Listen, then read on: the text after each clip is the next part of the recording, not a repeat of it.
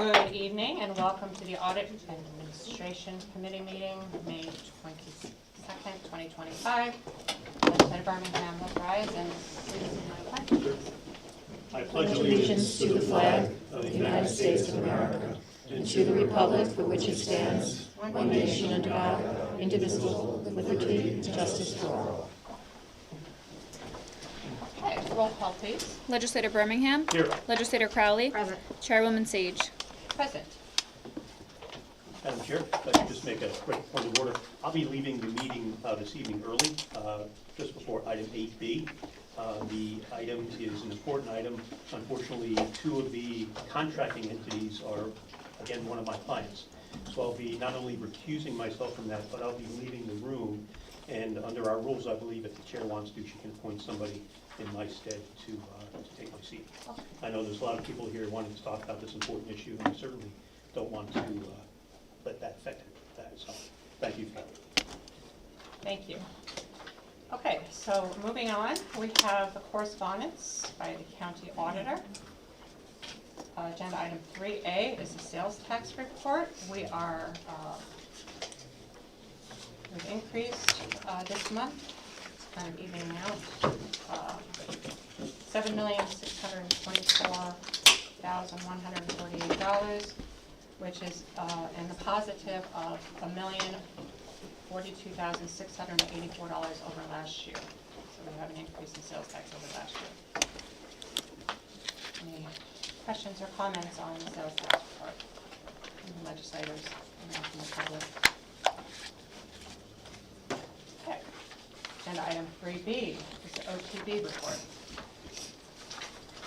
As my predecessor used to say, it is what it is. It is what it is. Yep, it's zero budget, zero on the OTB report. Agenda item 3C is the board and revenue.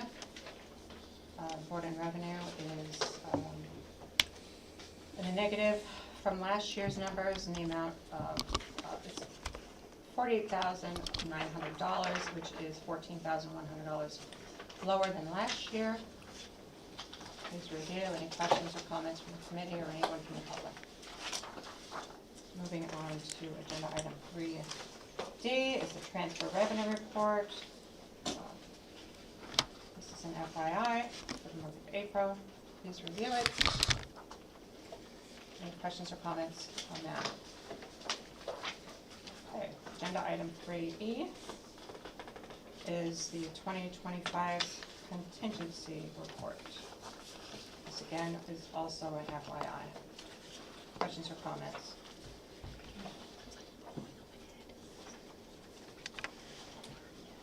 Okay. Moving on to agenda item number 4. This is correspondence from the Commissioner of Finance. We have our Commissioner of Finance, Mike Putnam, is here this evening. Good evening and welcome. Start with agenda item 4A. Madam I'd Chair, like- I'd like to make a motion to accept the additionals for 4A. I'll second that. All in favor? Those are confidential, I would like. Correct. Those are, yeah, confidential memo from the attorney. Commissioner Lewis, would you like to lead us in this discussion? Sure. The original budgetary that was proposed, as we all know, had the full amount of, it was about $265,000. Since that time, there was some lengthy discussion, and we separated, at the request of the legislature, between the merit bonuses versus the partnership initiatives. The partnership initiatives got passed last month. Literally minutes before this meeting, we got a list from the DA on how he planned on distributing these merit bonuses, which have to be reported to the agency that gave the award. So before you is a revised budgetary that has the retention bonuses inclusive of the the FICA and the difference, a little contingency that needs to be used in regards to the FICA, and the difference is that 60,000. So this is just to correct what was before you, which was gonna originally go into sub-contingency, but he was able to successfully do his analysis and recommendations to the legislature. And this is a discovery grant that the DA can use to fund merit bonuses for his staff because of the greater load of discovery Correct, process. retention bonuses, yeah. Yeah, so this is well within the DA's purview. I thank him for getting us these budget lines so that we can make those transfers. Is there any questions or comments from the committee? Just a good job to the DA's office. Well, you just said it, Chair, they're really operating under extraordinary circumstances, doing a great job. So. Thankful for this funding. I Is there agree, and I any- wanted to say thank you, Chairwoman, for pushing it through at the last meeting. I appreciate it very much. Any other legislator have questions or comments? Anyone from the public? Okay, with that, I would like to make a motion to approve these transactions to the DA's office. Second? All those in favor? Aye. Aye, great, thank you. Okay, moving on to agenda item 4B. 4B is an approval for a budgetary amendment, 25A-035 for DPW to close out the FEMA projects. This was also reviewed in physical. Any comments on this, Commissioner? So this is, if you recall, and what's attached behind it is, there were two resolutions that originally were needed to spearhead this project, and it was $1 million and $500,000 respectively for the 7923 FEMA project. With that said, we were able to get approximately $530,000 from that, and in addition, we had a budgetary savings of about $400,000. So when you combine those two items, $927,000 is going back to the general fund to replenish those capital reserves for future projects. Okay, that's great. Any questions or comments from the committee? Any other legislators? Anyone from the public? All right, with that, I will make a motion to approve budgetary amendment 25A-035. Do I have a second? I'll second. All those in favor? Aye. Aye. Agenda item 4C. This was also discussed in personnel. This is approving a budgetary amendment 25A-038 in the amount of $300,000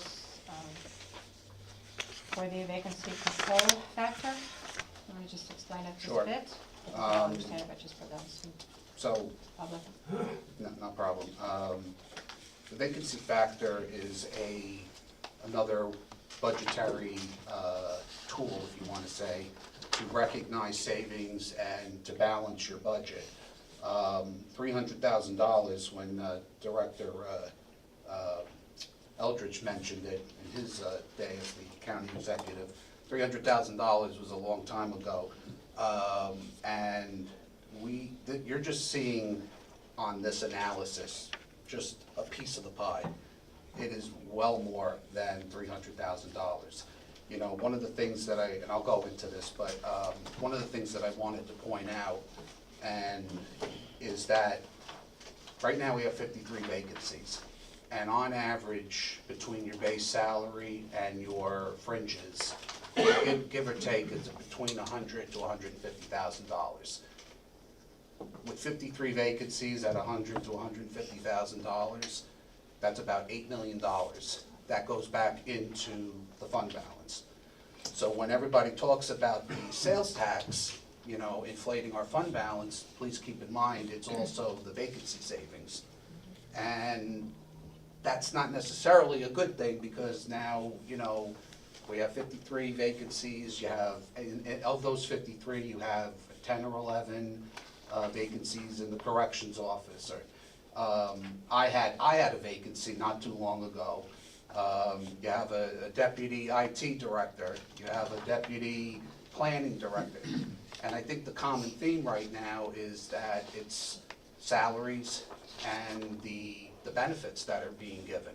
You know, anytime I talk to the sheriff and the undersheriff, you know, when they get a candidate for a correction officer, you know, they're willing to sign the dotted line, and then when they see that they have to pay 30% health insurance and making $47,000, $48,000, that's a big item to, you know, to swallow. So where I'm going with this is that at some point, I know the administration and the health committee, insurance committee is going to come before you guys and make a recommendation. I know I've been on the sideline calculating some numbers, so you know, when that is ready to be presented, I'll be there to answer questions as well. But I just think that that's something that needs to be addressed. But with that said, the $300,000 is through April 30th. If you annualize just this piece of the pie, it's only $900,000. But if you look at the 53 vacancies at a blended average of $125,000, you're about $6.7 million.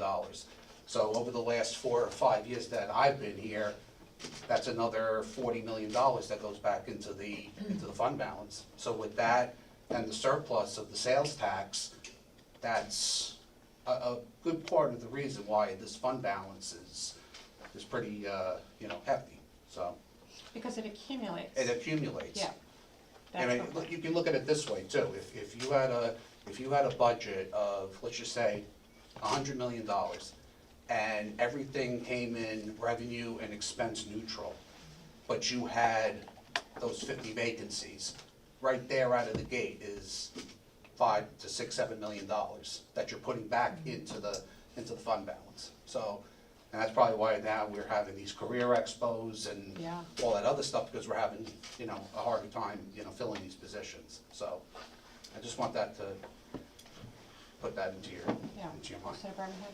Yeah, Mike, all good points on that, and I, just so the public knows and everything too, when we do our budget, we don't generally plan for vacancies. You know, there's, how many positions are here, Mike? At least a dozen, would you say, that are So vacant? these are those are a total of 15. 15, okay. Right now, those are probably the first 15 that Sheila looked at and calculated, but again, there's right now 53 as we speak. And I don't want anybody to think that we shouldn't have put those in the 2025 budget, because had these positions not been in the budget, and we were fortunate enough to have people who wanted to come work for us, we'd have to dip into fund balance. So in a way, this vacancy control factor is a good tool, because as you're doing, this is through 1/3 of the year, we're calculating that, taking toll of it, and then putting it back into the vacancy control factor, so that we're still keeping the lines there.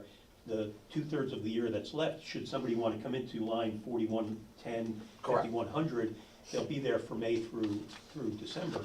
But if we didn't put it in the budget at all, and our department needs it, we wouldn't have it. Correct. So it's Yeah, I mean, the intention is to, obviously, you want to fill the positions. Right, You of know, course. You want to fill the position, and you also don't want the vacancy factor to be more than 300,000, you know, I think that 300,000, I mean, it's probably, maybe back in the day, the theory was it was maybe 1 to 2 people or 3 people, you know. good old days. Yeah. So, but our auditors like this tool as well. Correct. Yeah.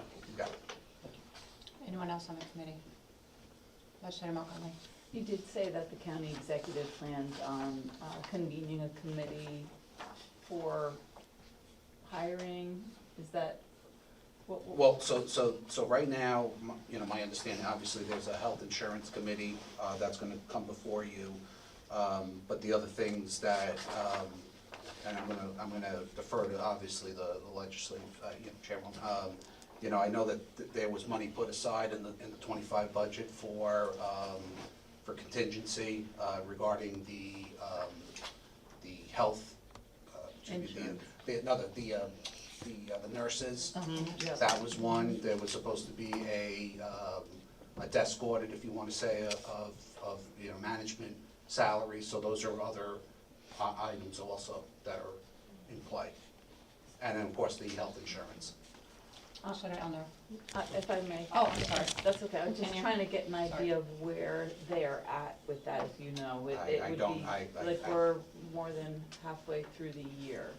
And these vacancies, just, you know, for the record, have a direct impact on the people we represent. You know, it's probation officers, like you said, a nutrition site manager, which affects seniors, records clerk typist, which affects everybody when they, so, I mean, I think at the end of the day, the bottom line is when you have vacancies, it puts, strain on the workforce. I mean, when Bill Carlin retired, I didn't have a third deputy, and I'm glad I have her now, but, I was working in triage mode for almost over a year, and it was really difficult. so I just, for the record, I'm very concerned about our workforce that has to pick up the slack, but more so, well, equally concerned about the people we serve who might not be getting the services they need or as quickly as they need. So I hope we can remedy that soon. Maybe I'll send an email. Commissioner Lewis, because we have all these vacancies, we're paying out a lot of overtime, correct? Well, yeah, that's why you see, in your personnel committee meetings, you're always seeing the health department taking from vacancies and filling up overtime, and as well as with the sheriff in So if particular. we had filled all these vacancies, wouldn't we actually have a greater savings than what we have now? I would have to do the analysis, but I would assume so, yeah. Yeah, definitely. So if we were able to hire people, fill all the vacancies, amplifying what Legislator Montgomery said, which is good for the employees, good for the residents of Putnam County, we also would end up probably saving a couple more $1 million because we're not paying out overtime. And a lot of these people, they don't want this overtime, correct? I It's would not think so. like, okay. Well, I would think so. Legislator? I think that's a kind of a toss-up, right? Some people like to work overtime and build, younger families wanna build up and save money, especially if you're working on a lower salary, right? You're new in the game. So I think some people in some departments do want the overtime, and then I think in other departments where, we're looking at, I'm gonna just say, use corrections, for example, not necessarily our corrections, but look at what's going on in corrections statewide, so they're being mandated overtime. So I think there's the good and the bad on both sides. Agreed. So I just wanna. I would imagine that it would be hard to forego that overtime considering what our salaries are, and that they have to pay so much into their health insurance. They need that overtime. It's just, It's a bad spiral. yeah. Any other? I just want to say one more Sorry, thing. Kelly. We also, we have other people that are salaried that are working ridiculous hours too, that are making up for a lot of these positions that are empty. There's a couple of them that I know that we've budgeted for too, that we've put into, I think, Sub-Contingency. Maybe we can bring back into one of the committees to readdress, because I think it's really important. They had a mental health forum today, and it's about morale and keeping the people that we have and keeping them happy and keeping them here working and acknowledging their value, their worth, and their time. Anyone else? Anyone from the public? Okay. With that, I will make a motion to approve Budgetary Amendment 25A038. Is there a second? Second. All those in favor? Aye. Aye. Agenda item 4D is an approval for Budgetary Amendment 25A039 for the Department of Social Services and Mental Health for a pay differential. This was also reviewed in personnel. We're increasing appropriations in the amount of $5,128, and we're decreasing personnel services in the same amount. I hope it has. Commissioner of Social Services, Fiscal Manager. Fiscal manager. Fiscal Manager. Yes. Did you want to? Yes, so this is to supplement a current employee who is stepping into the role as a supervisor for the Medicaid unit. And that person is currently out of the office at the time, so we are wanting to compensate that person for picking up the responsibilities and tasks of that role. And this is only until the end of this year. For this- That's what for we're this asking to transfer. fund. This person may come back sooner, but the unknown, we were just asking to fund the entire year, so we may have a savings at the end of the year. Okay. Any questions from the committee? Any other legislators? Anyone from the public? All right, with that, I will make a motion to pass budgetary amendment 25A039. Second or second? All those in favor? Aye. Thank you. 4E is an approval for budgetary amendment for DSS. This is a reclassification from senior computer operational specialist to coordinator of information technology. This again was also reviewed in personnel. Just wanna explain Yes, this? so we did work with Personnel Officer Paul Eldridge on this, and this was done through a desk audit for our current employee who's stepping into the role of the coordinator of IT. You have quite a bit of IT technology that you need. for Yes, I DSS. think our staffing's about 110 employees, Wow. so we have one person managing all of that. Okay, and this is just increasing their salary? to Yes, it's compensate them for their- reclassing them, I believe, from a grade 17 to a grade 19. Okay, it's compensating them for their Yes. expertise. Yes, that's correct. Any questions from the committee? Any other legislators? Anyone from the public? Okay. I will make a motion to pass this resolution in the amount of, what do we have here? $4,477. Second? All those in favor? Aye. Aye. Okay, agenda item 4F is in Frank. This is an approval, again, for DSS and mental health for state aid mobile crisis center that we reviewed. In health, this is to fund a mobile crisis unit in the amount of $150,000 and zero fiscal impact.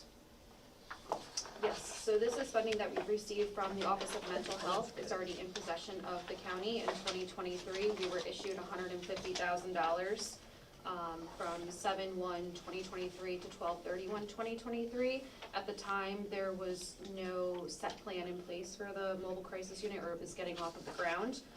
So this is essentially putting that money into the budget so we can funnel that money back to the agency that's running that program. Okay, any questions on the committee? Anyone, any other legislators? Anyone from the public? Okay, I will make a motion to approve 25A041. A second? All those in favor? Aye. Thank you. Thank you. So much for coming. Okay, moving on to agenda item 4G. This is a budgetary amendment 25A0.2 for CPPW for garage repair, roof repair, which was also reviewed in personnel. This is in the amount of $200,000. This is for the roof repair for the Myrtle Avenue DPW DPW site. Yeah, that's our oldest garage, believe it or not, for Putnam County. The one on Fair Street's actually younger. And I know the administration did a good job. Was it 2 years ago or last year? They really, Last year. last year was it? Really did a good job on making that facility sparkle. And obviously, if we need to put a roof on it to keep it that way, I'm all in favor of that. So it's obviously it's a good facility and something I'm glad to see we're staying on top of. Yeah, we discussed this in physical. I mean, there's, yeah, 15 rooms. asbestos remediation, expanded roof membrane demolition. There's quite a few problems with this roof repair, so we're investing money in our capital. Any other questions or comments from the committee? No. Any other legislators? Anyone from the public? Legislator? This is what we discussed, this is the roof that, was it 16 layers? 19. Oh, 19. 19 layers. 19 layers, Wow. yeah, Yeah. definitely needs Yeah, repair. quite a bit. Okay, so I will make a motion to approve this budgetary amendment 25A042. Do I have a second? Second? All those in favor? Aye. Agenda item 4H. This is a budgetary amendment for DPW.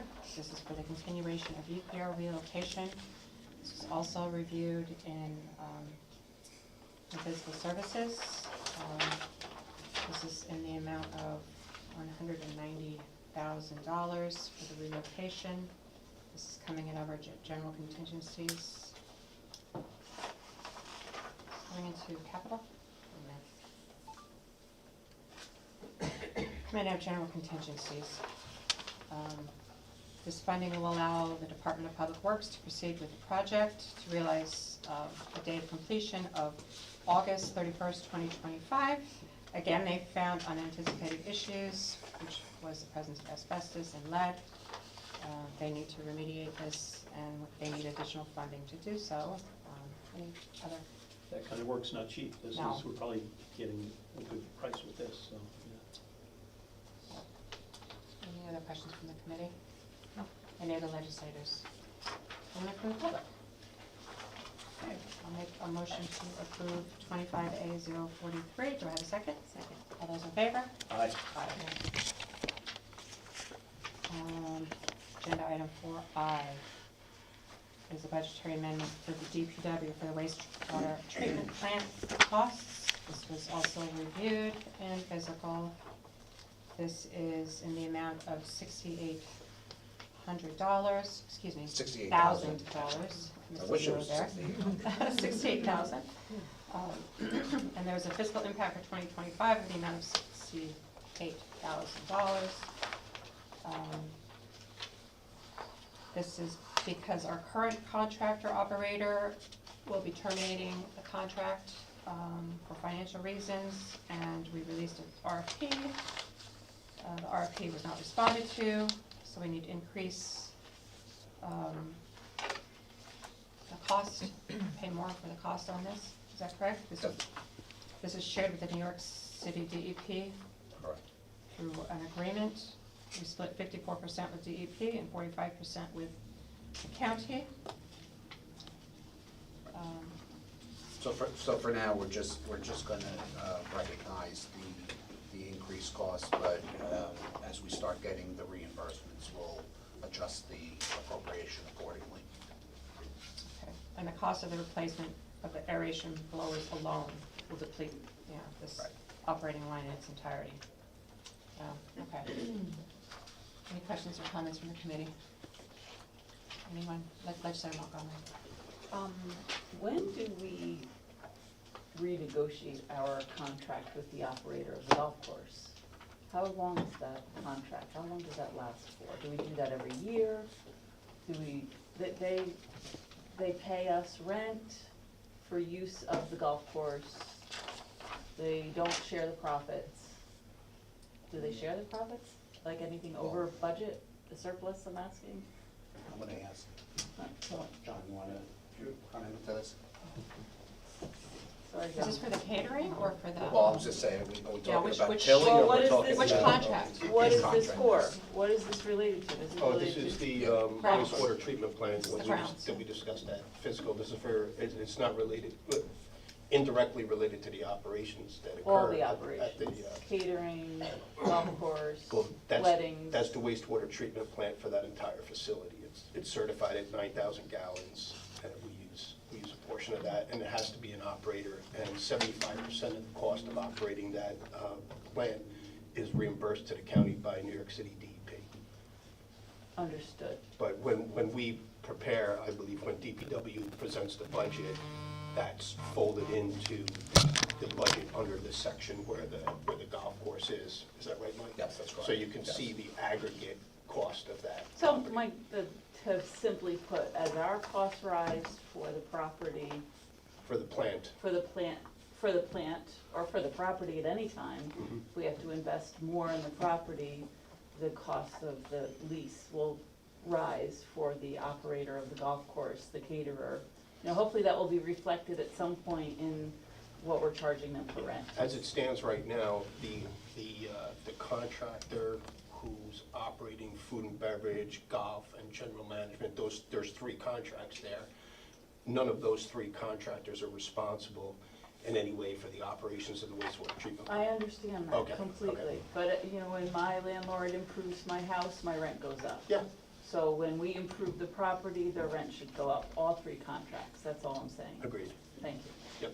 Thanks. Thank you. Any other questions from any of the legislators? Thanks, John. Any questions or comments from the public? And my taxes. Through the chair, Yes, you also need to realize that the property is used for a rollover 911 center. It's also for voting, used for, and training for the county employees. So it's a multi-use in the facility. Thank you, Commissioner. Anyone else? Okay. So I'll make a motion to approve budgetary amendment 25A 044 in the amount of $68,000. Do I have a second? Second. All those in favor? Aye. Agenda item 4J. 4J is an approval for a budgetary amendment 25A 045 for soil and water. This is for temporary funding for a summer intern. This was also reviewed in fiscal. Excuse me, yeah, fiscal.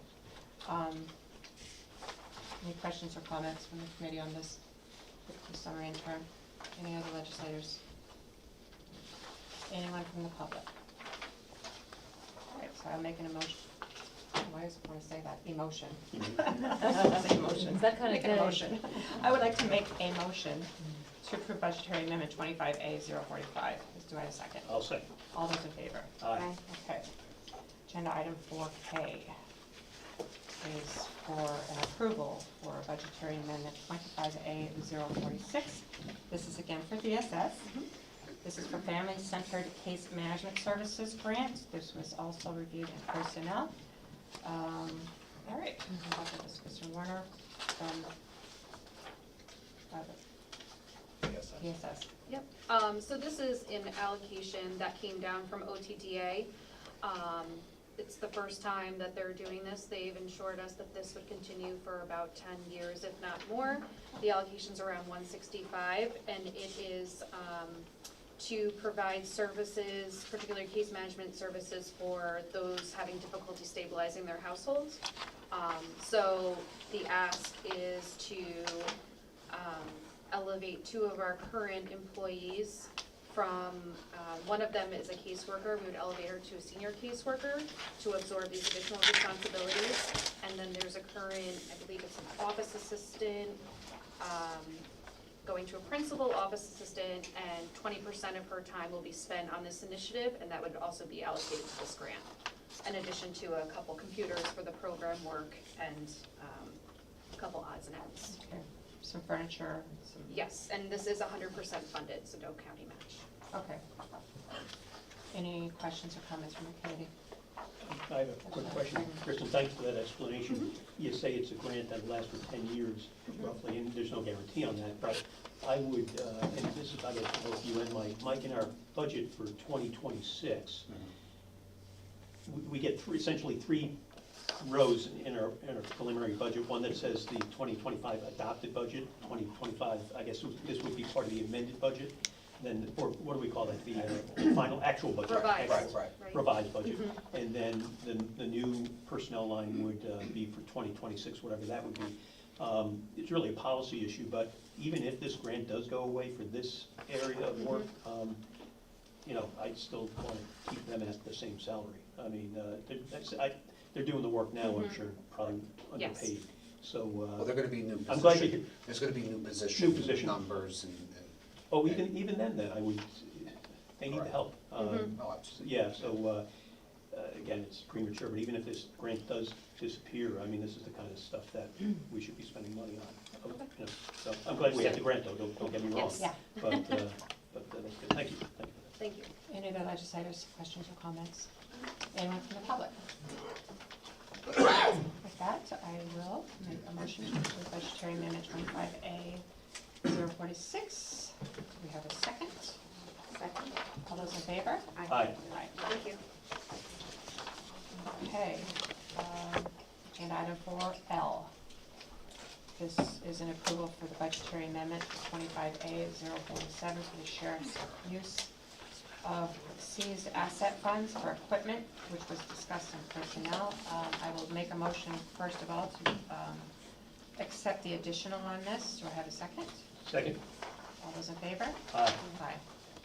The additional is just increasing the ask on this from 502,963 and increasing it to 531,563 based on the discussions that we had in executive session.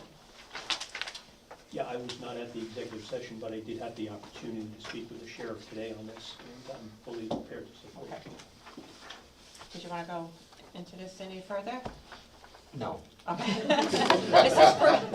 No. This is for equipment for, Confidential. Right. yeah, for the SRT team. There's zero fiscal impact. The entire proceeds of this is coming from federal seized assets fund. So it's not going to be any implication for our Putnam County taxpayer, or any taxpayer for that matter. This is all based on seized funds. Any questions or comments from the committee? Anyone from the legislature? Legislator? Yeah, this is important for the sheriff's office. This will keep our personnel, our law enforcement personnel safe. And I told the sheriff, because the money is coming out of seized asset funds and not taxpayer funds, whatever he needed, I really believe he should be out purchasing at this point in time. And I'm glad that he has increased the expenditure. So I appreciate the work that the sheriff has done on this, and you too, Under Sheriff Hilbert. Any other legislators, questions or comments? Anyone from the public? Okay. With the seized assets, is it specialized as to what you can spend the money on? Could it be used for personnel funding, or No. it can't be? No. Okay. It could, personnel funding as far as, Like overtime or no. another car on the road, Training. something like that? training and, equipment and accreditation. Okay. Any other questions or comments? Okay, so with that, I will make a motion to approve budgetary amendment 25A 047, the revised edition. Do I have a second? I'll second. All those in favor? Aye. Aye.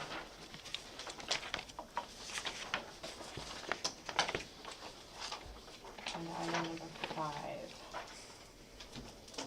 This is an approval for budgetary transfer for personnel. This is the 2025 salary and benefits costs pursuant to the ratified PuMa contract, which we reviewed in personnel. During that discussion, we talked that this particular union had settled first. It's a very small union, and It's settled at 2.5, and then one of the other bargaining units were at 2.75. This came before you to adjust it to 0.25%, to make it 2.75. and the adjustment on this is just $5,389 to make them To now make them even with the equal rest of the- the union contracts that were settled. Any questions or comments from the committee? Legislator Burke? Yeah, I would comment. I think, and I did have a good conversation with the Director of Personnel, Paul Eldridge. I recall we have done this in the past.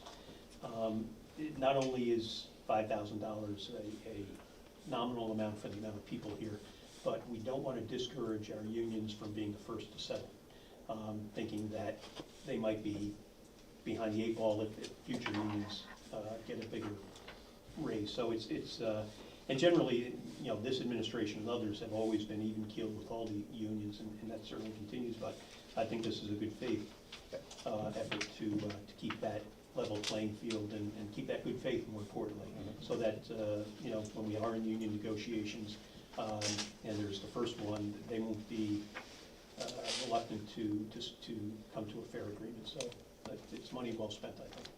Every nickel we spend here is going to come back dressed up as a quarter, I believe. Any other questions or comments from any other legislator? Anyone from the public? Okay.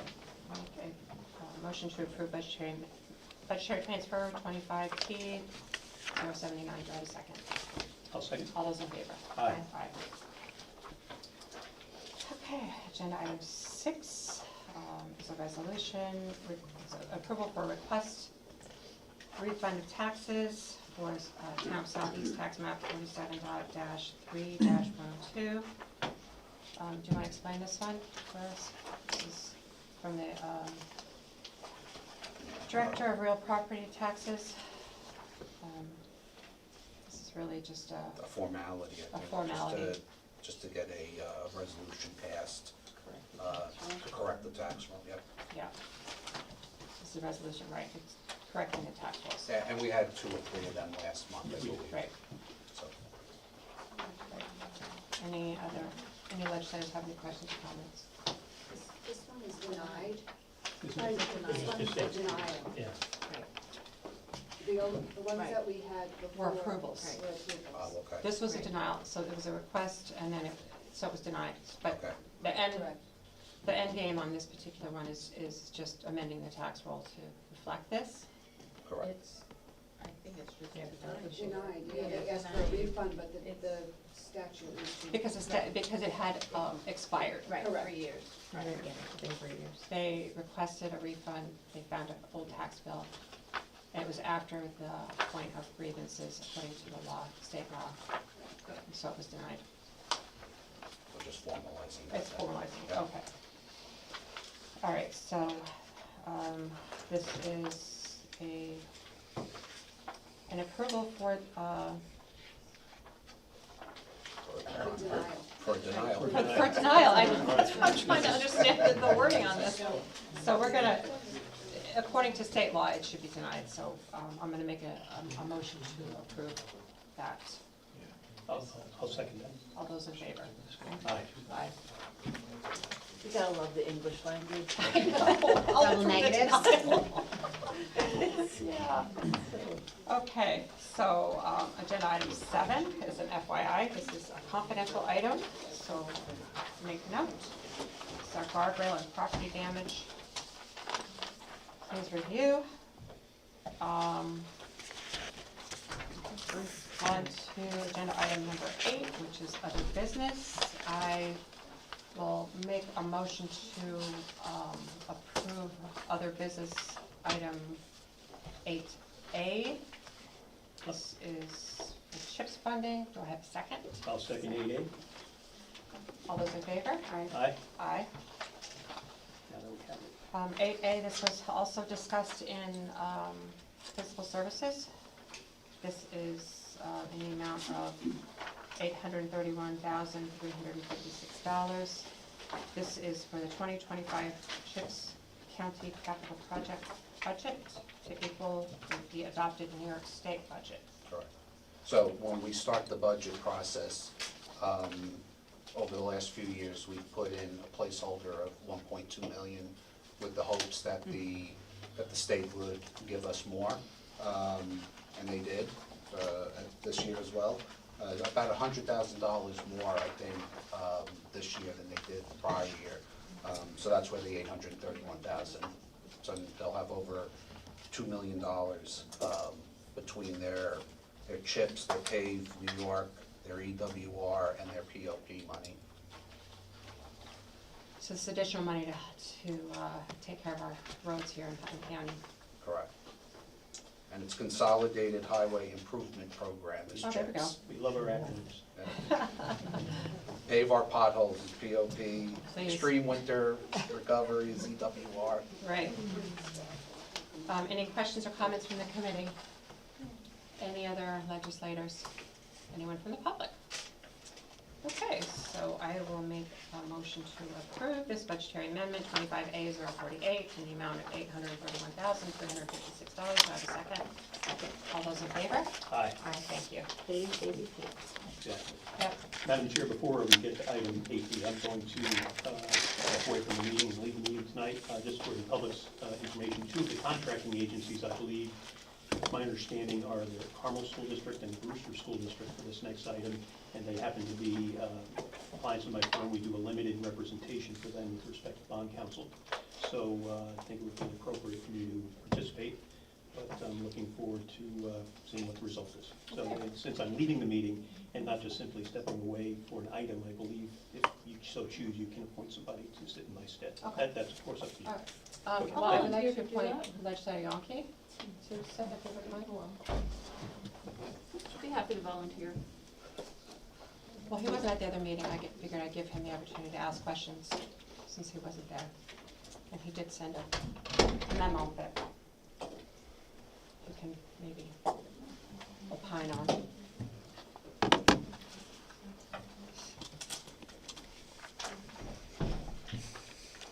Okay, so we have it before us, other business, agenda item 8B.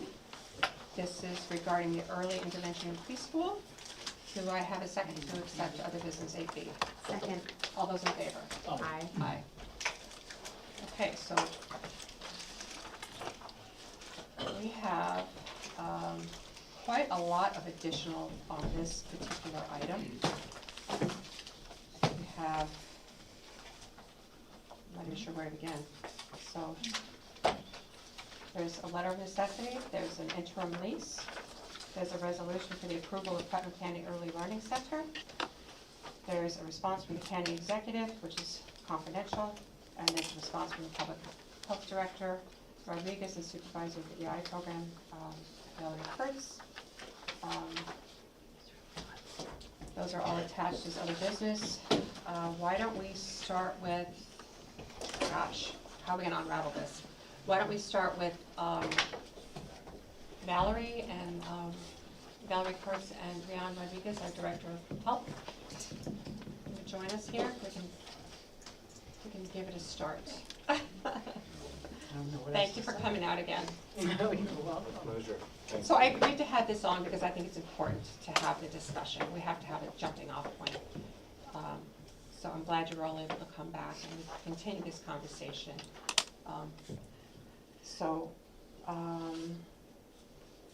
Why don't you just start us off with the program and what you're asking the legislature here this evening. Sure. I'd actually like to start by saying a few words. I want to start by thanking this legislative body for allowing us to continue our dialogue regarding the Putnam County Early Learning Center. I recognize that there are still questions and concerns that remain and that we have a way to go to reach consensus regarding the final site.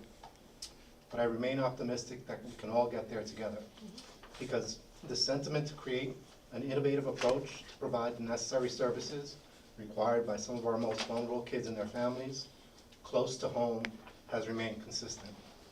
To that end, I'd like to formally request consideration of the following resolution for approval of the Putnam County Early Learning Center, a Think Differently initiative in Paterson, New York.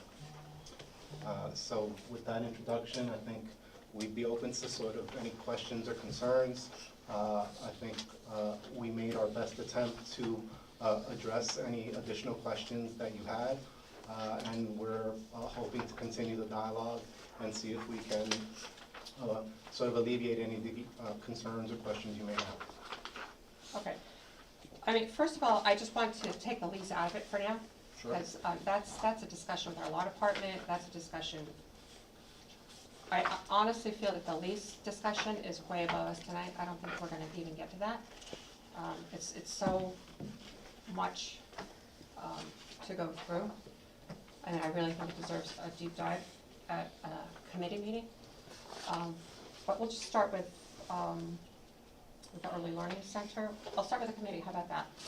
Legislator Crowley, Legislator Donkey, if you'd like to have any questions that you'd like to deal with. You weren't here, so we'll let you start. Thank you. I'd like to first start with, in the letter of necessity from the county executive, it says that an application to the state needs to be finalized with its chosen location by June 15th. Leases need to be executed for the interim space and also for the build-out to move forward. Where is that written? Other than the county executive saying that it needs to be done by June 15th, where is that written? It's on my New York State approval. It gives you a certain deadline. You start an application, it's all ready to go, but I can't push that button until this site is approved.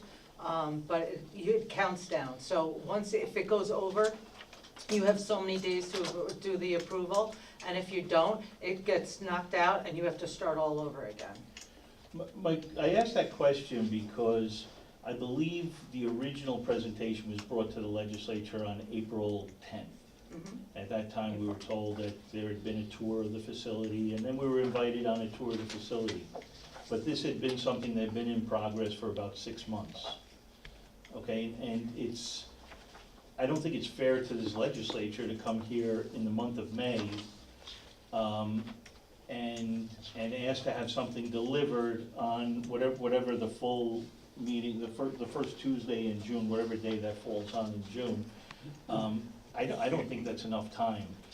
We asked, Legislator Elder and I asked for some just detailed information regarding some of the information that's been provided before. I know that there was an executive session and I wasn't here for, and some allegations were made about another agency, and there's been nothing to support those allegations, and there's nothing in it for me either way. I want to make sure that what we do, first of all, I am very, before I say, I'm very much in favor of this. I'm one of the people in this room that's been affected by autism and having a kid sit on a bus for an hour each way. But before we get to that point, I want to make sure that we're spending the money the right way, that we deliver the service in the most efficient way. Okay, so it doesn't matter to me either way, but I thought that there could be an alternative, and all of a sudden a brick wall went up.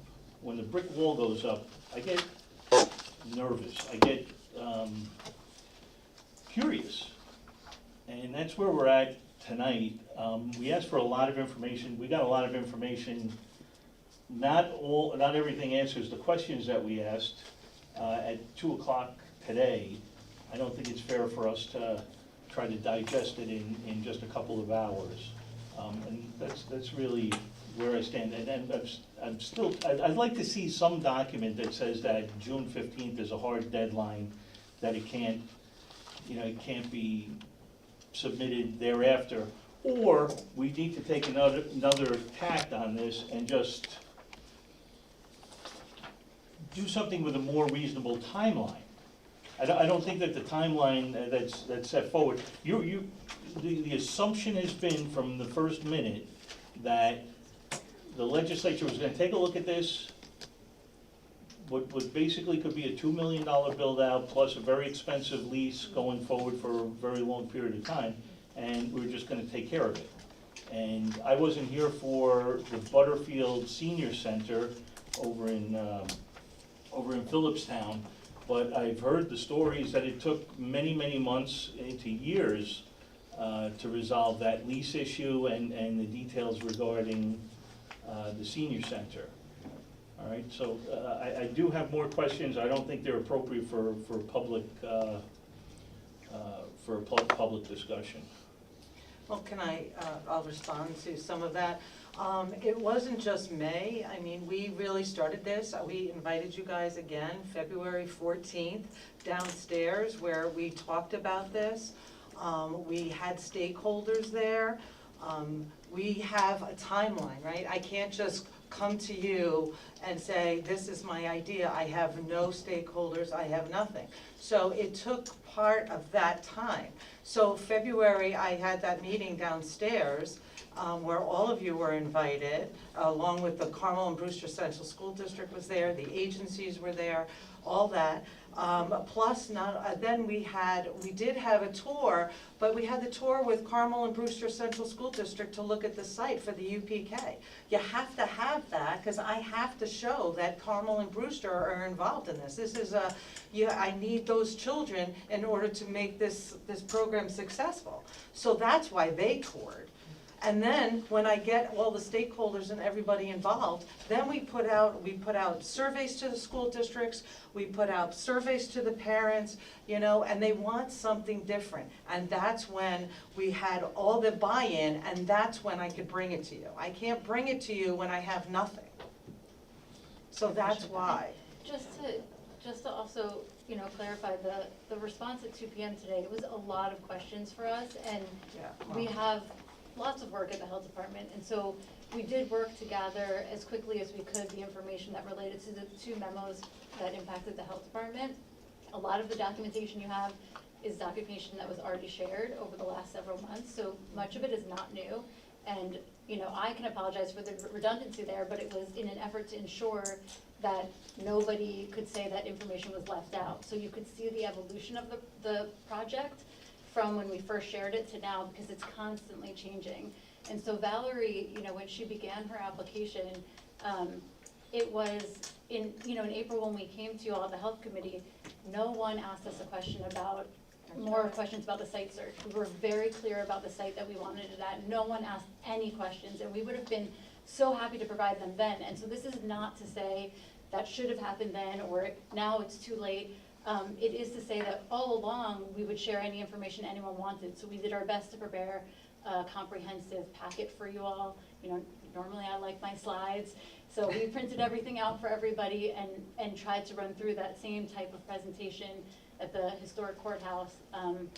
And we were open to any questions. We really did not get many. We understand it's because everybody supports the concept, right, which is a wonderful thing.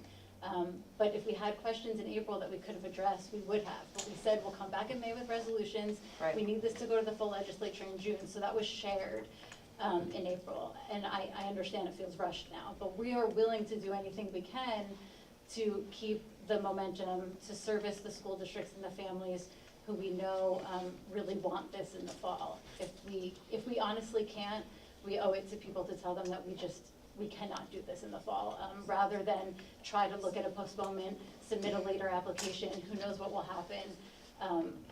That's only my opinion, I kind of spoke out of line there, but I do feel that people would need to know if we're not really trying to get this through in time. And the location, we are happy to speak again in private if we need to about the concerns. As far as the health department role goes and Valerie's role as the subject matter expert in servicing students and families with special needs, for us, we may not feel that we need the validation that you all may feel that you need about why we wouldn't choose to endeavor to partner with an agency on something like this and would prefer another agency based on, as you call them, accusations, as we refer to them as experiences that Valerie has had directly with the agency themselves. We may not need that, and you may, and that's okay too. But as the subject matter expert, I defer to Valerie because she's had dealings with many of the agencies and service providers that are in question. And parents. And parents have concerns as well. And so we just take this all into consideration. This is the first time we're doing something like this. So, I mean, when you talk about Butterfield, I can appreciate the history of Putnam County, but we had nothing to do with that either. So we're kind of all just trying to do the best with what we've been given. And I know it's complex, but we really want to work together and answer questions, and we don't feel that we have anything that we have put a wall up. We just want to try to communicate. And I think that's where we are too. This is something new for us, and for us just to get this now, it's a lot to digest. I realize, and I give you so much credit for all the work that you've already done. You've reached out and you've done a ton of work, and I don't want to diminish that, but I also want the legislature to be able to deliberate and do our job now. When you talk about the February 14th meeting, that was literally called maybe the day before or 2 days before. And I was just, I had an appointment. I asked the chair of health, and she was like, I have my job, I can't do it. And so I asked Legislator Russo, who's on the health committee, to attend. So it just feels like everything is just like, oh, we need it now, and we're just trying to do the right thing for the taxpayer. We're writing checks over here, and we need to make sure we're getting the value for our money. I don't think there's anybody in this room who doesn't want to provide these services. I think that's from the very beginning, from years and years of discussion with the transportation. It's just, we don't want these kids sitting on buses. And back to the February meeting, just for the public to be aware too, this was like a very tricky timing because school districts also had to get to their Board of Education, their trustees. Right. And also they had a timeline to announce prospective placements for their UPK program to parents. And so that meeting was called at the exact time where they were comfortable and ready to also go back to their stakeholders. Like, we were gonna go, and I can share with you the kind of timeline at that time that we were showing, that we were gonna go to the legislature and they were gonna go back to their Board of Ed and do what they needed to do and then reconvene. So that was called very quickly because we had gotten just the right kind of, whatever, the lawyers, the counsel from the school district, and whomever had given them the okay to unofficially move forward and meet and talk about it. So it was called quickly, and that was I think we're all on the unfortunate. same team, we just need to, you guys have been living it and we're just getting it, so we're like, okay, wait a minute, no, we need to focus and go through it all and try to do the right thing. I know the other night we talked about if we were able to get this in September. I did speak to the county executive before all this, and he said, I'm shooting for September. That might be a huge ask. I mean, to me, looking at everything now, I think that's it. I feel that's a huge ask for September. But if it were to happen in September, we would have 12 special needs kids. How many special needs kids do we have currently that we're transporting? Do we know that? Well, yes, it's 113 right now. So 113 kids. Yes. Not all of them would So this is 10% qualify. of these kids. Not all of them would qualify for a program like this. Exactly. So we'd still have to be transporting 120. Right? Well, that's Right. not necessarily true. There's 113 kids in center-based program. Right, 113. Okay? 49 of them, parents drive. Right. So you take them away. Okay. And then 12 right now are slated because obviously the contingency space is smaller, right? So 12 are now slated for that program. And then you have the rest that are on the bus. Now, mind you, 6 of them go to Elizabeth Seton, like some go to Clearview, some go to Blythedale. Those are children they cannot go to this program. They are medically fragile, they're not a type of child that would be in this program where there's inclusive. So how many of our kids are eligible? So about 60 or so? I would say probably 50. 50, okay. Yeah. So of those 50, we have. Away from the other programs like Park, and you have Park and UCP and Easter Seal, that are right now in Carmel. I'm not looking to take them, I'm looking to take the ones in Westchester County, the Westchester ARC children. I saw Commissioner Orwin's hand up. Did you want to? No, she answered it. I'm Yeah. on the committee. and Of course, Paul's but not. I just haven't wanted to had a ask, chance. I was asking questions. No, I know. So But I let us wanted learn. to get a clear view Yeah. of the kids that we're talking about here. And just, Legislator Crowley, for one moment to kind of feed into this vision, this picture, from the start with a new program like this, the idea was to scale up. So not to start with everyone, to start smaller and kind of look at how the model is working. If you need to have smaller center-based locations that follow this model in different parts of the county, if you need to expand and have one location. So the idea was let's start small, let's bring the kids from the farthest away, reduce their bus time, and then save the county money, and then see what we do next. Legislator Crowley, go ahead. So I'm sorry, Legislator Yawkey, you weren't here the other night, but I do want to reference the fact that if you go on Putnam County, Dutchess and Putnam Child Care Council, you can look at almost any program and find out any violations that they have, CPS calls, anything that's going on throughout Dutchess and Putnam. That is fair game for the public. It is out there as a resource for anybody to use. So at any time, if you're questioning any of the spaces that you may want or think or consider, that's something that you, or Legislator Elder, that's a question I know that you both asked, that is a resource that is there for parents and legislators and anybody in the community to use. Secondly, I did want to speak on this, so I wrote something, and give me a second, I apologize. So, at our last health meeting, many of us sitting right here spoke passionately about supporting families in Putnam County. Everybody here said we were on board with the idea of opening an early learning intervention center. You said it made sense, you said we needed to do more for our children. Well, now is the time to turn those words into actions. We all know what's happening in our community.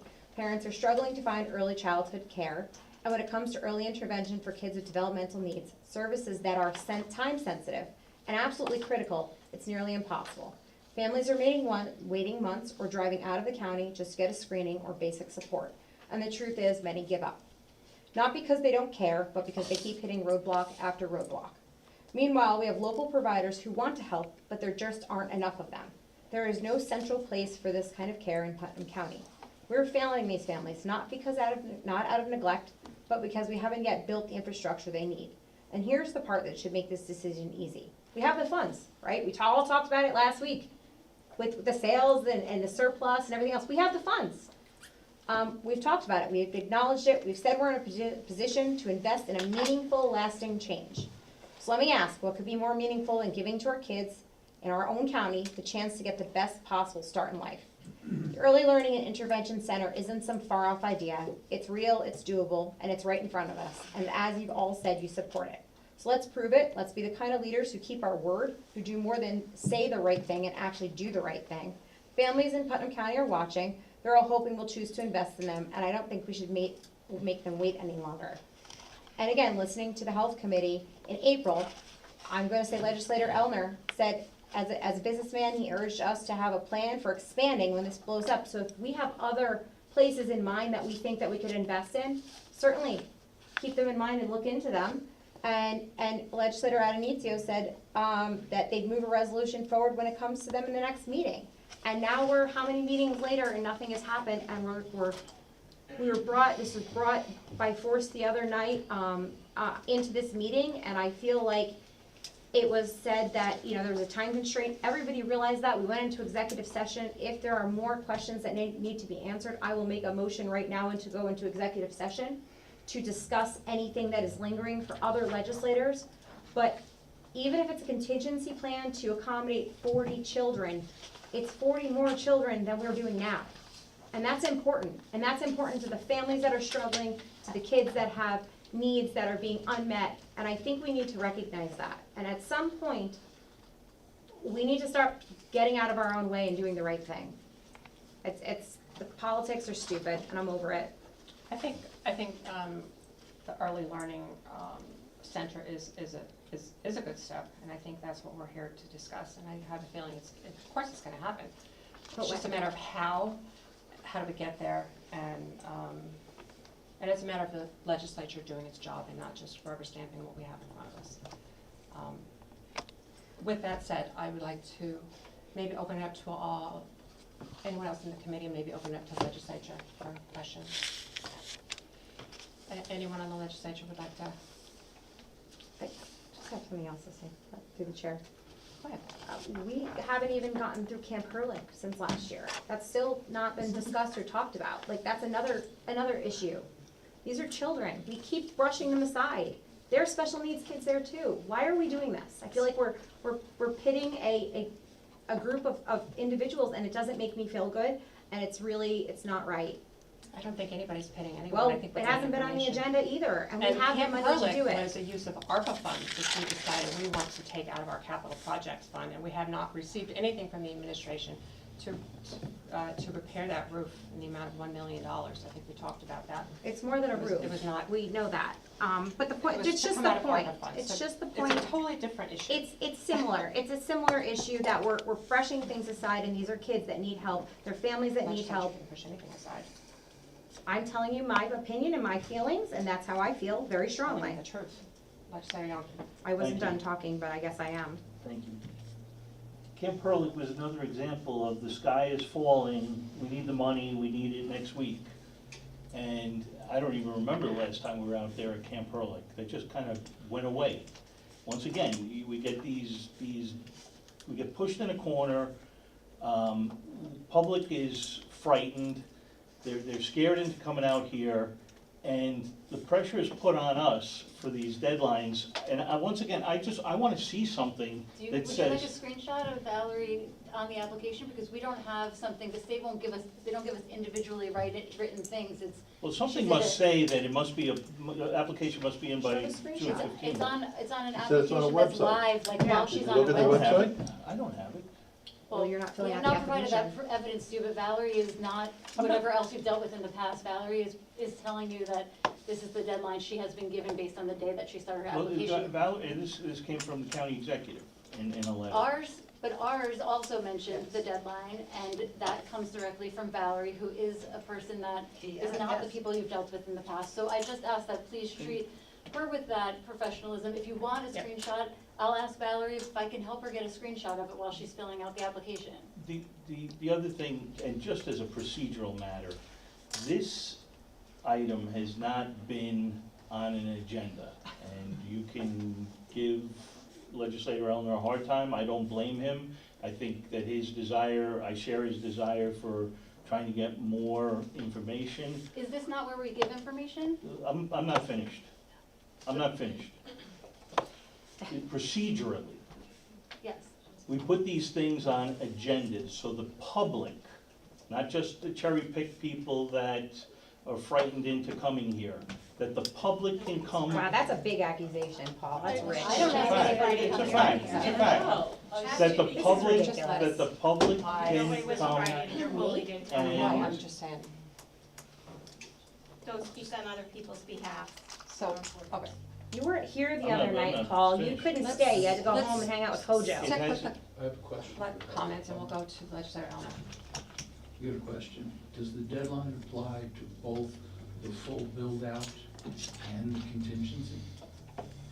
My deadline? Yes. My deadline is just the application, that when you start an application, you have so many days to get it done, and that's that. It has nothing to do with You need a the- location. You do Yeah, need I to do put a need the location. Right, so but- what I'm asking, so we can move things along, if we, can you put in the application now for what you're terming as the contingency space, so that can get moving, and then we can continue the due diligence for the future larger space? You need a resolution though. I do, I That's would what need a resolution that is saying And that. she made that clear with last- with that the other address night. on it, so I could show the state. I can't just arbitrarily, yeah. That's what I'm asking, Yes. because I wanna keep this thing moving, and Yes. I can only speak for myself, I can't Are speak you for sure that the everybody length of else. 5 months of this But site would for the, for the immediate need to get these 40 or some odd kids, I'm not trying to lock us into something in the future. So that's where the tone of my question is.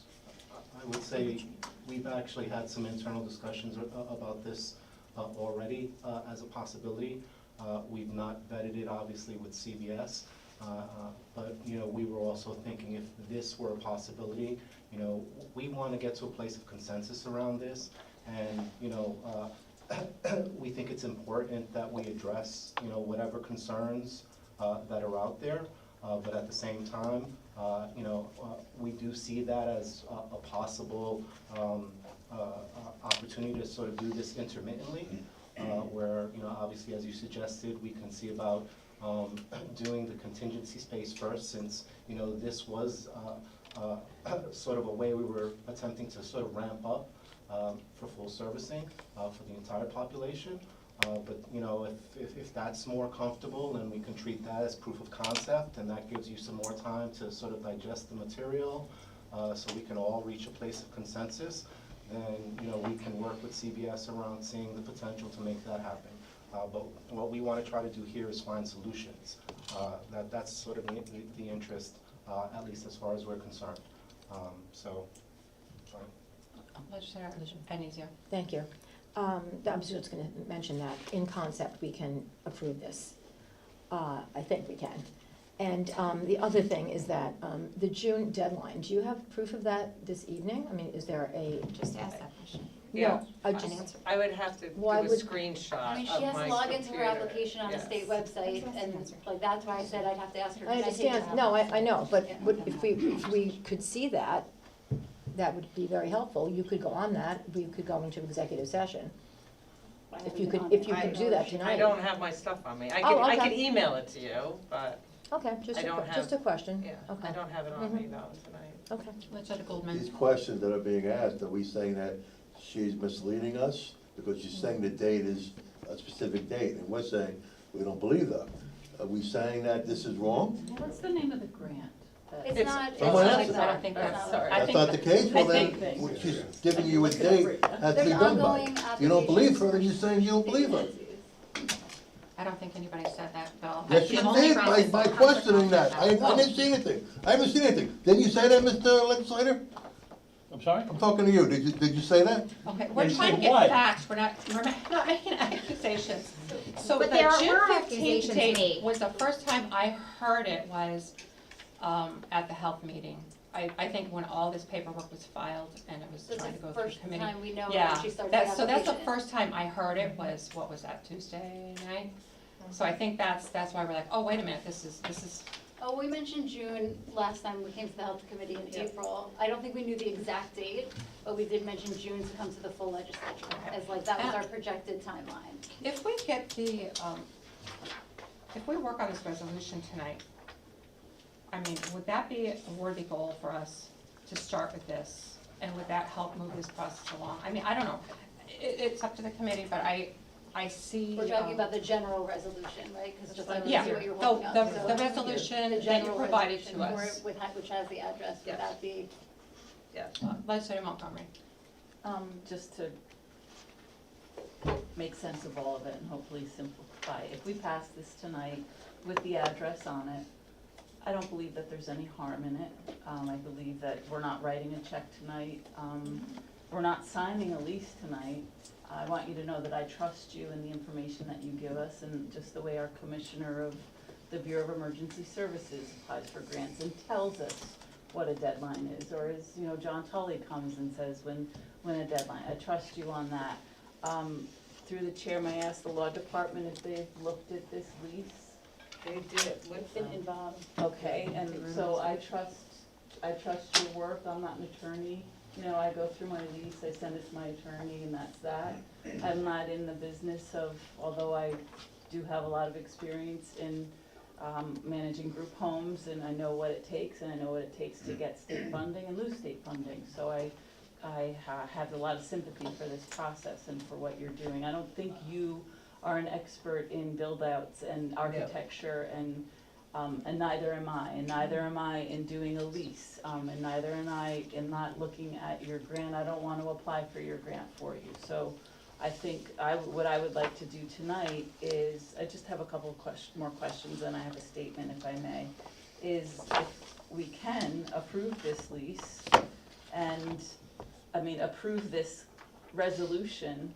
And like I said, we're not signing a lease, we're not writing a check. I think there have been situations when people, organizations have pulled back on funding or not accepted it because we suddenly realized, you know what, we can't do this.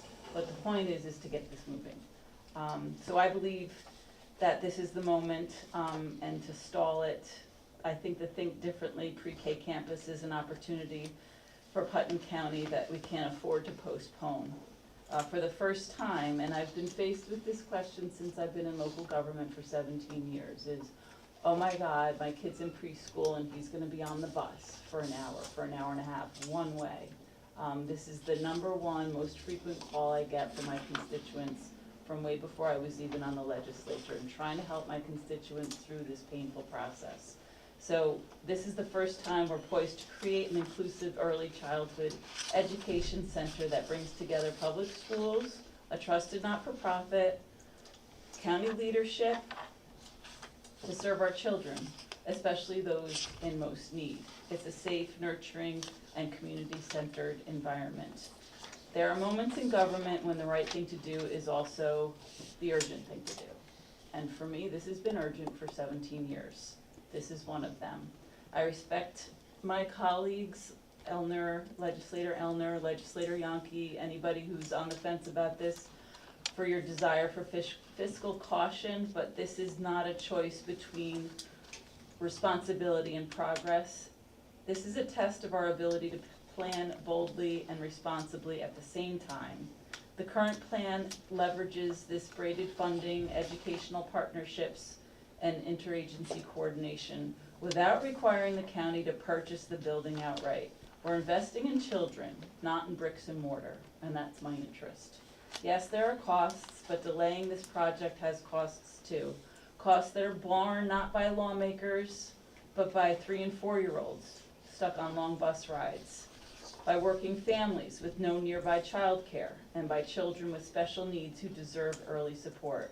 Every month of delay is another missed opportunity for a child who could be thriving. I don't wanna pretend that slower is smarter in this case.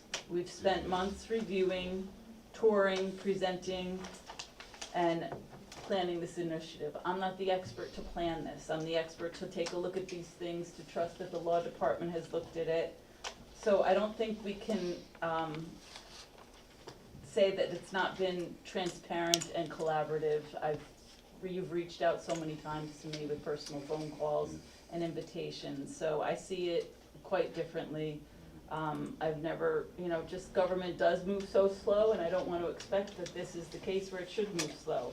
We're kind of paralyzed here and sidelining this well-developed plan in favor of alternatives that are vague and indefinite discussions. I welcome your ideas, but this plan without action is not leadership, it's avoidance. And we can save money. I think the biggest price tag we face every year when we look at the budget is the cost of this program. So I hope we can keep this moving and not waiting. I fully support the Think Differently campus program, and I urge my colleagues to do the same and not hesitate, please.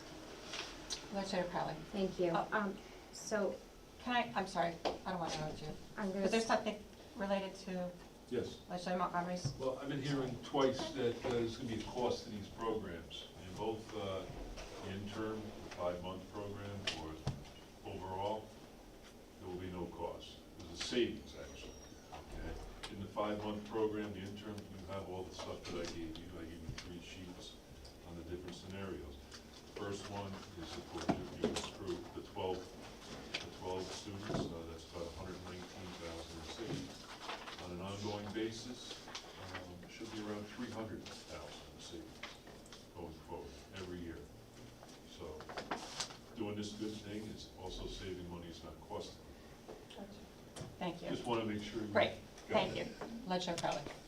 I just want to firm up that this is, I don't think that they thought that they, and I don't want to speak on your behalf, but I don't think that there was a need to feel like they were rushed because they got an overwhelming amount of support from every single one of us from day one.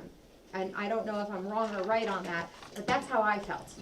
And honestly, they presented to us, they had a slideshow at the old courthouse, everybody was on board.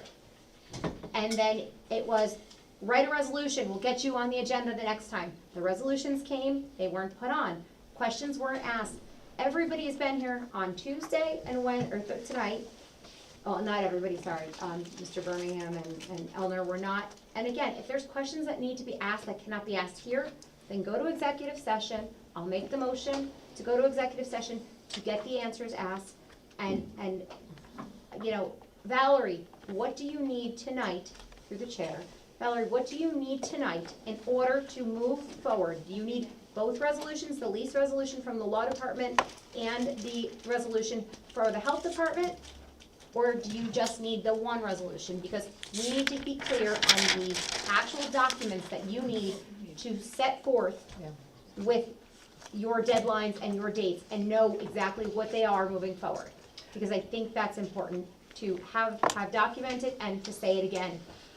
Yeah, definitely that resolution I need tonight. Which one? The one that The you health held up. department, the Yeah. health department, okay, the one, Yes. the one in concept. Okay, so that one definitely needs to be done, and Yes. you need that to fill out your documentation that is Correct. due on June 15th. So it would Correct. need to pass tonight and through the full. Correct. Secondary, with the other resolution with the lease, when would you need that by? What is the date on that?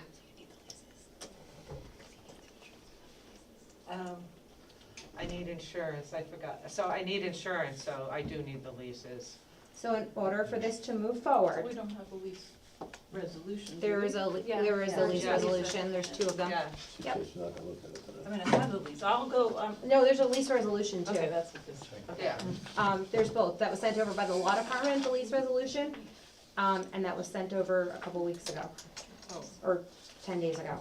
So you need both of those tonight in order to move forward, which you did state, I believe, on Tuesday, at Tuesday's meeting, and said for consideration, and they were moved and brought onto this with the understanding that they would be looked at and the time constraint, correct? Yep. So we're all on board here.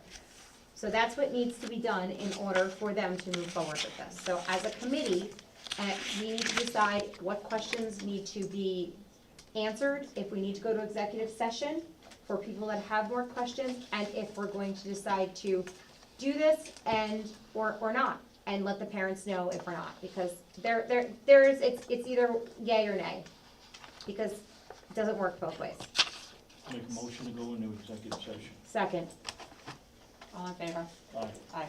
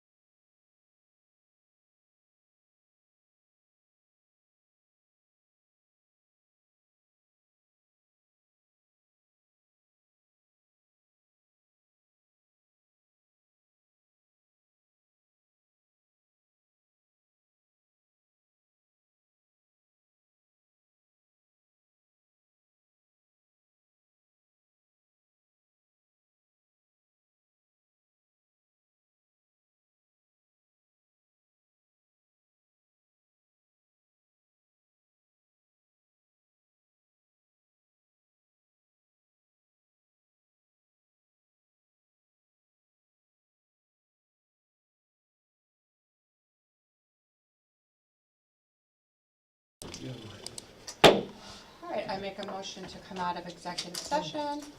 Second. All in favor? Aye. Aye. No decisions were made. We were negotiating or talking about certain parameters of this agreement. So I think where we are right now, we do know that we have a little bit more to discuss regarding this.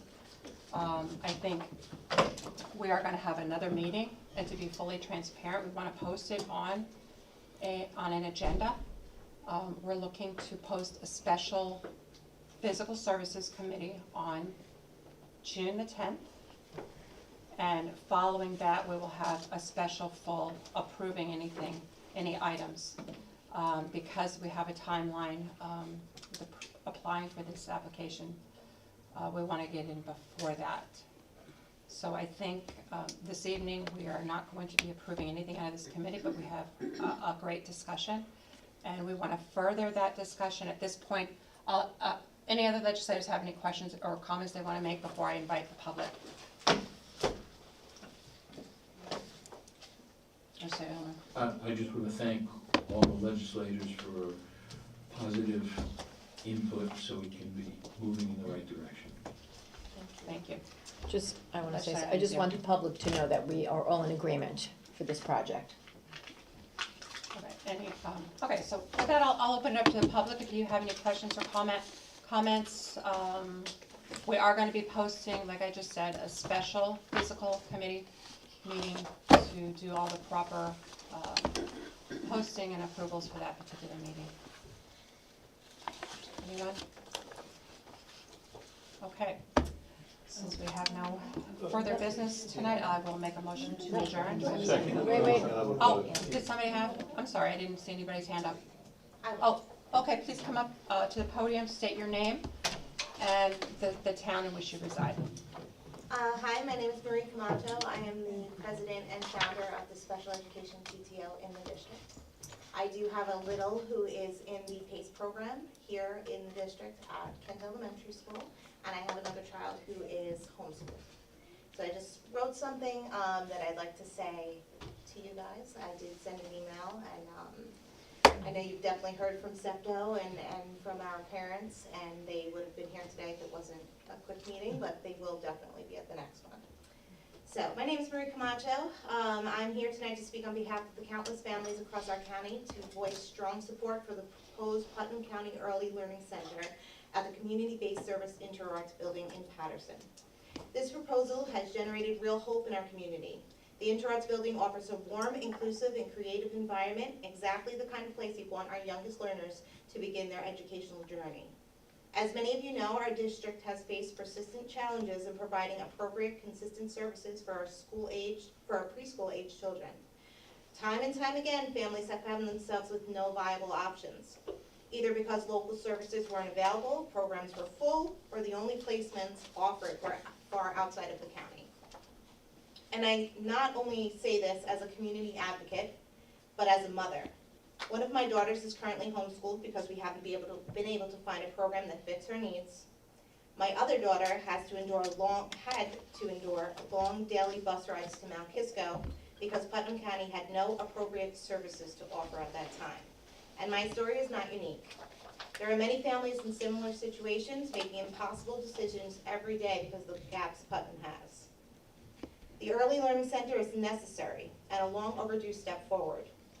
This isn't rushed or an unvetted idea. It's the result of months of thoughtful collaboration, planning, preparation by stakeholders who are ready to get to work. The infrastructure is there. The agreements are in place. All that remains is your vote. Let me be clear, delaying this vote now would not be a neutral act. It would jeopardize the launch of a program for our community that is urgently needed and expected by this September. Here's what is at stake. First, the center will provide direct local access to the essential services for our most vulnerable preschoolers at a crucial time in their development. It will reduce our reliance on costly out-of-county placement. It is projected to save Putnam, I believe you said $300,000 a year. It offers central convenient location for both Brewster and Carmel families who are directly planning to place UPK students in the fall. It provides room to grow with space and infrastructure for future expansion as demand increases. And it enhances equity by expanding full-day UPK access to both students with and without disabilities.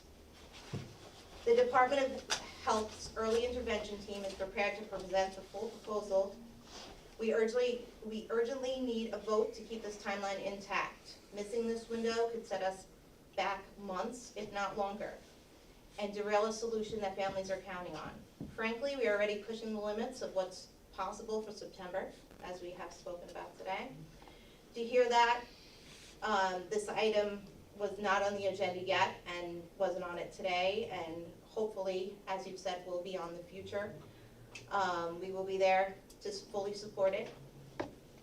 The center is more than a facility. It's a statement that Putnam County believes in investing in our children, in supporting our families, and in building a smart, sustainable system for the future. I urge you to move forward this project without delay and demonstrate that our community's children are a top priority. Thank you for your time and continued support. Thank you. Anyone else? I think you said it all. Thank you. With that, I will make a motion to adjourn. Do I have a second? All those in favor? Aye. Aye. Thank you.